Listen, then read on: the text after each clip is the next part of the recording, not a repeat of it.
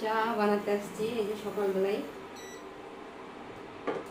চা হয়ে গেল, এখন এই চাটা ছেঁকে নিয়ে খেতে যাব, তারপরে আসবো পরে নাস্তা বানাইতে।